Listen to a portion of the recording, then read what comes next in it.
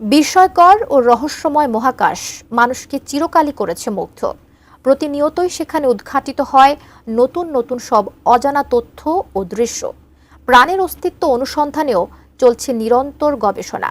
তবে এবার মহাকাশ থেকে ভেসে এসেছে এক রহস্যময় রেডিও সংকেত, যা হতবাক করেছে বিজ্ঞানীদেরকে। আর এই সংকেত কি, এটি কোথা থেকে এসেছে এবং এর পেছনে কি থাকতে পারে, তা নিয়ে শুরু হয়েছে কৌতূহল। বিস্তারিত শিহাব ইসলামের ডেস্ক রিপোর্টে।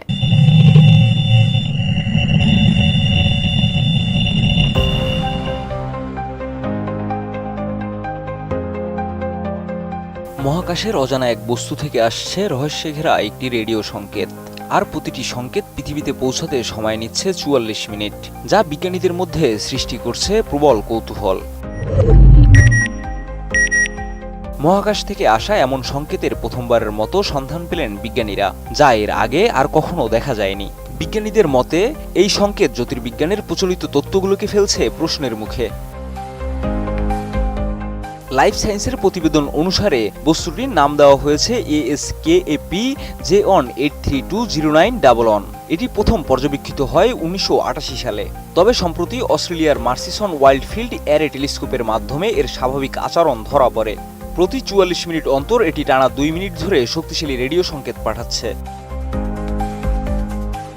এ বিষয়ে জ্যোতির্বিজ্ঞানী ডক্টর নাতাশা হার্লি ওয়াকার জানান, এই বস্তুটি কোনো পরিচিত জ্যোতির্বিজ্ঞানী শ্রেণীর সাথে মেলে না। এর বৈশিষ্ট্য নিউট্রন তারা বা সাদা বামন তারার থেকেও আলাদা।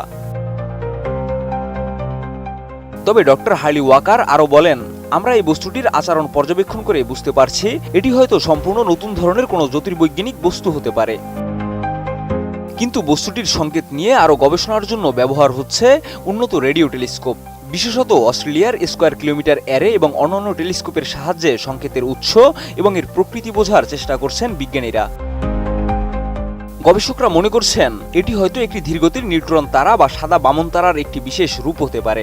তবে এই ব্যাখ্যাগুলো এখন পুরোপুরি নিশ্চিত নয়। মহাবিশ্বের এই রহস্যময় ঘটনা বিজ্ঞানীদের সামনে উন্মোচন করছে একের পর এক প্রশ্ন, আর এটি হয়তো সূচনা ঘটাবে মহাকাশের নতুন এক অধ্যায়ের। শিহাব ইসলাম,